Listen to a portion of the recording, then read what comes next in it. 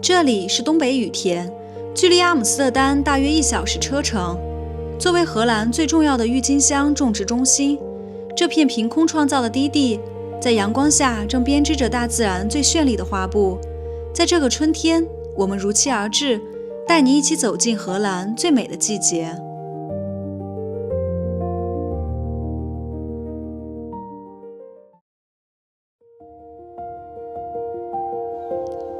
先随便照2张。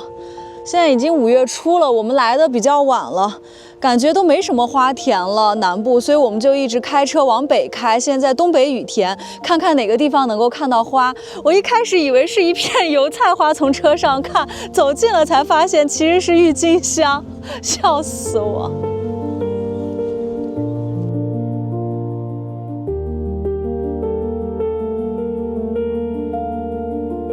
它每个花丛之间是有一条小路可以走进去的，近距离来看一下的。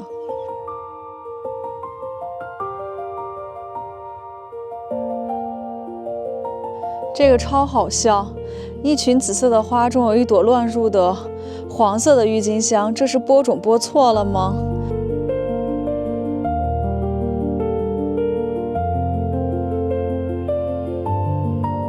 这跟我衣服颜色一模一样，我站在这里面都分不清楚谁是花谁是人了。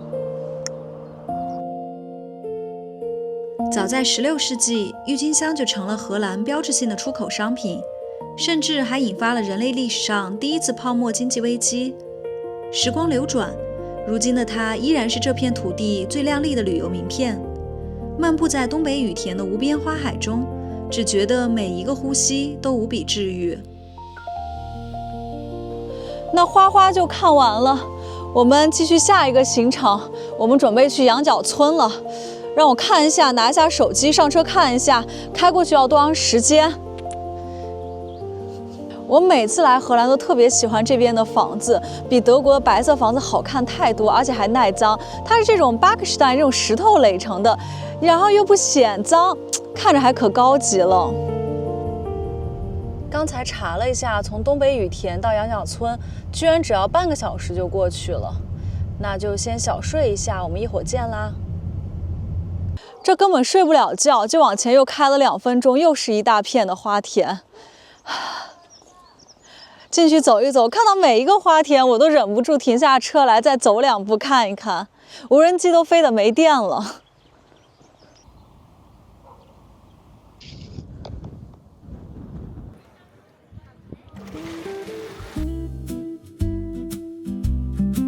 那这边就是羊角村的入口了，我们进去瞧瞧，看看今天的船多不多。之前小红书上看复活节的时候千军万马，不知道今天是不是能好一点，还是说人更加的多。我最讨厌旅游景点就这一件事儿，尤其是欧洲的，每次上厕所还要交钱，我又没有带现金，只能买个冰淇淋，这样就可以上厕所了。味道还可以。你说今天坐船还有什么意思？这还不如走路呢，一个个堵在一起，跟玩碰碰车一样，嘣！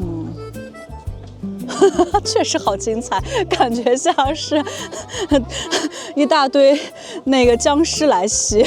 我觉得叫这个情势，我要是直接不小心掉到水里去，肯定掉不下去，直接掉到谁的船里了。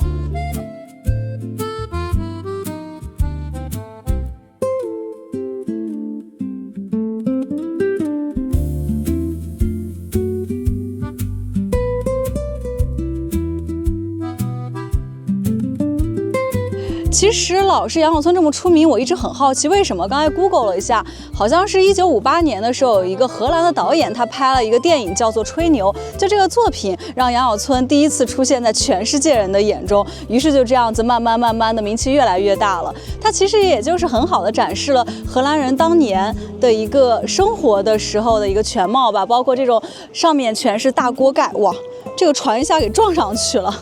大锅盖一样的房屋顶，还有他们这样子就是这种石头的这种木质的房子，就是非常的有传统。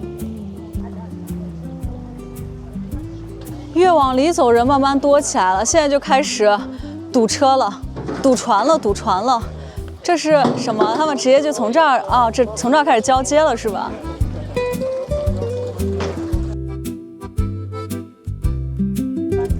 看一下这个意大利餐厅多少钱？哇，一个素食的意大利面22欧，我疯了吧！我在这里吃。早在13世纪，一群煤矿工人来到这里定居。他们在地下挖掘泥炭时，意外挖出了大量野山羊角，羊角村的名字便因此得来。为了运送泥炭，工人们开凿出了一条条纵横交错的运河。几百年过去了，这里至今没有修公路，全靠一条条小船和170多座木桥连接，保留了最纯正的童话世界。这个还很神奇啊！当地居民的房屋门口还放了一些，我看看小朋友做的手串，说我们叫 Lucy 和 Ihis， 12岁和9岁，然后再卖自己手工做的这个首饰。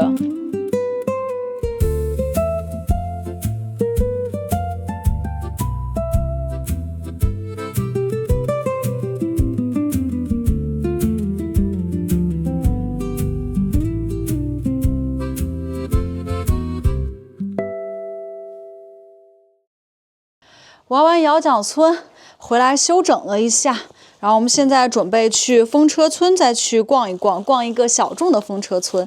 这次呢订的是一个小木屋，在荷兰还没有住过小木屋，感觉还可以，它的层高也有2米多。我们的房子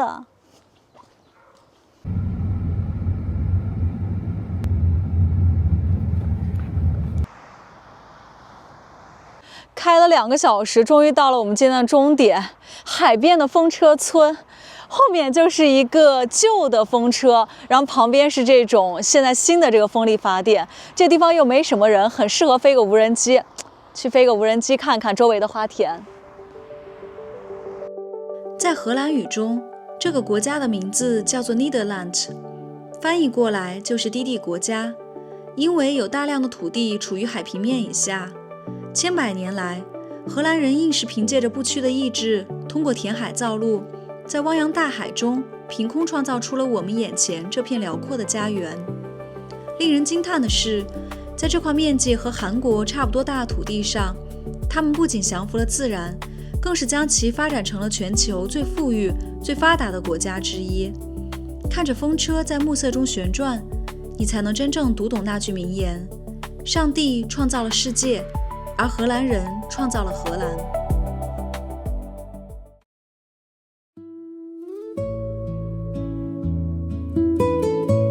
想要深入体验最地道的荷兰文化，那就必须来看看这里的北海渔村。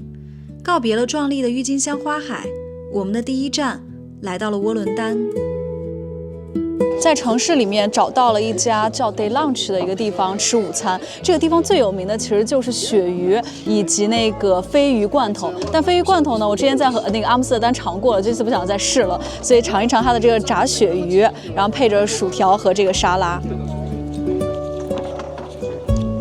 很嫩很嫩。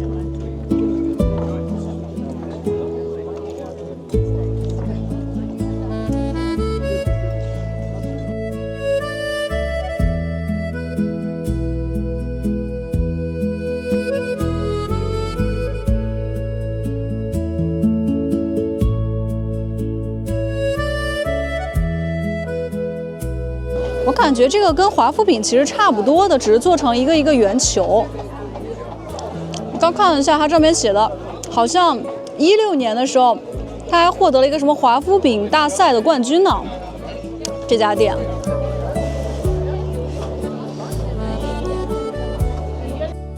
作为世界上最早富裕起来的国家之一，荷兰的崛起其实是从这些看似平凡的渔村开始的。凭借着对鲱鱼的捕捞和独创的保鲜技术，荷兰人不仅赚到了第一桶金，更是以此为起点，开启了称霸全球的大航海时代。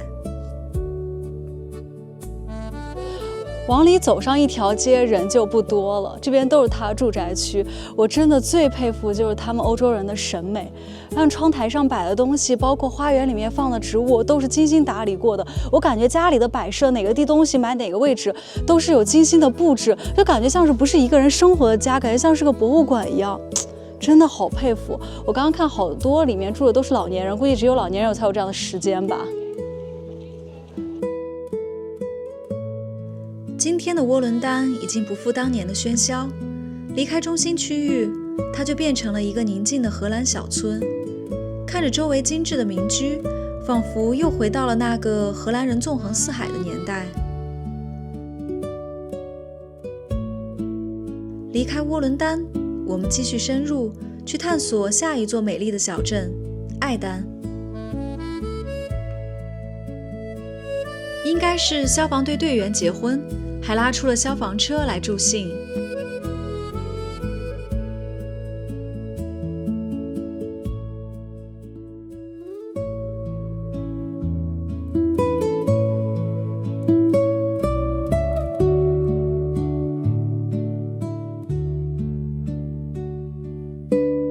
但是口味真的是好多啊！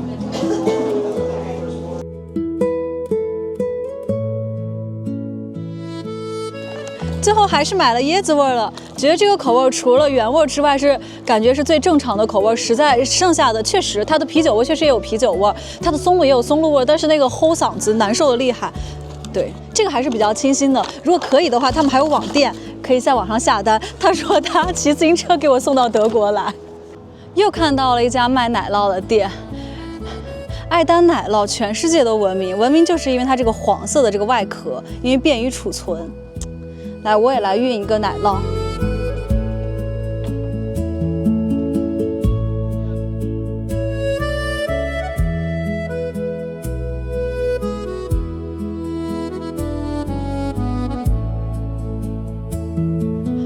我觉得这个小镇真的好适合生活啊！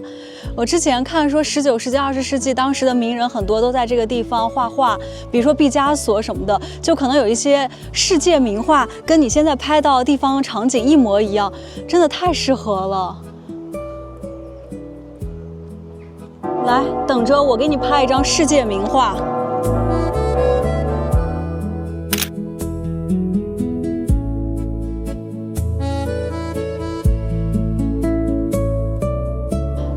城市出城之后，对着的就是一片农田，还有一群奶牛。哇，真是田园诗一般的生活。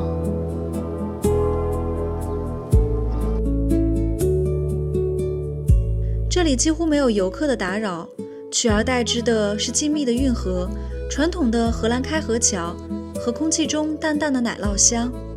这里不仅是享誉全球的黄波奶酪原产地，更像是一幅活过来的古典油画。在这个午后，连时间的流动仿佛都变慢了。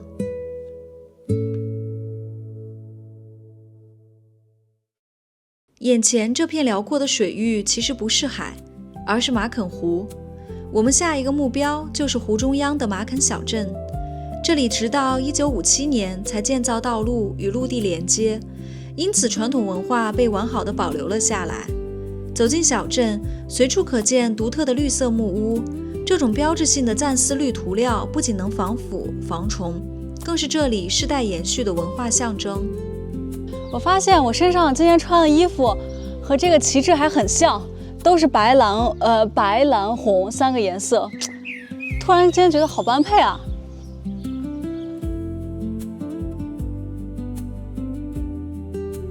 摸一把上去，你说你是胖呢，还是只是毛多没有剪？那草好吃不？哎，我真的好想一把摸上去，肯定很舒服。去看马肯灯塔，必须从小镇步行3公里。不过一路上有波光粼粼的湖泊相伴，身边还有慵懒的牛群，非常惬意。哎呀，马肯这个地方呢，只让本地车进，外地车不能进，我们就走了半个多小时，走到灯塔跟前。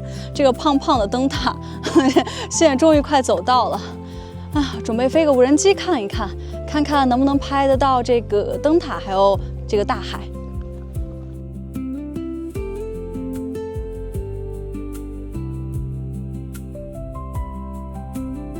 沿着3公里的步道走到尽头，马肯灯塔就这样出现在眼前。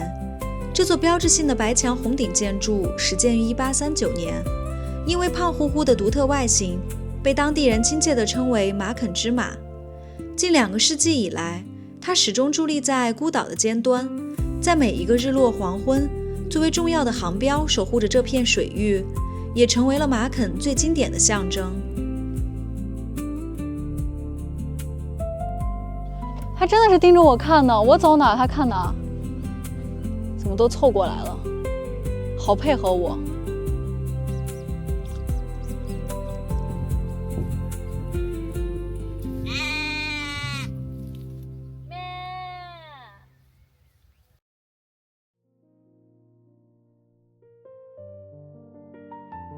看完北海渔村，我们顺路就来到这个赞丹风车区，这也是荷兰最有代表性的风车区。第一次来这边，我之前去的都是小孩堤防，给我感觉这个地方就更像一个玩具城一样，就真的是给游客建的，绿绿的，就像一个小孩的那种玩具一样，不像那个小孩堤防或者我们昨天去的那些，就比较原始野蛮一些。这里是桑斯安斯风车村，曾是世界上第1个工业区。19世纪，印象派大师莫奈曾旅居于此，并在这里疯狂创作了20多幅传世油画。看着暮色中缓缓旋转的巨大叶片，我们仿佛也走进了莫奈笔下那幅光影交织的荷兰画布。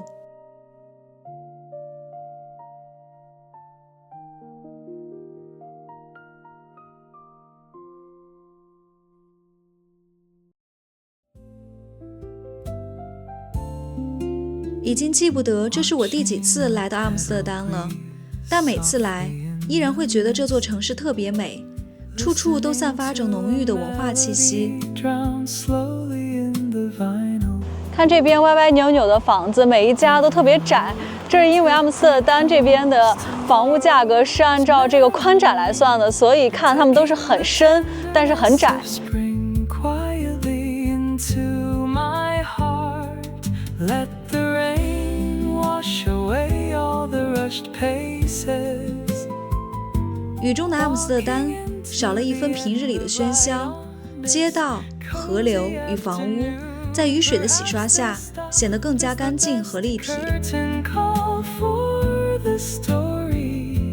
Turn around, tomorrow brings a brand new direction. The rain is still falling so soft. 撑伞漫步在由网状运河串联起来的古老街巷中，两岸最标志性的风景就是那些整齐排列、歪歪扭扭的狭窄房屋，它们就像是一幅幅活过来的古典画卷。而桥梁栏杆旁、街道两侧随处可见各式各样的自行车，这也是阿姆斯特丹最具烟火气的都市符号。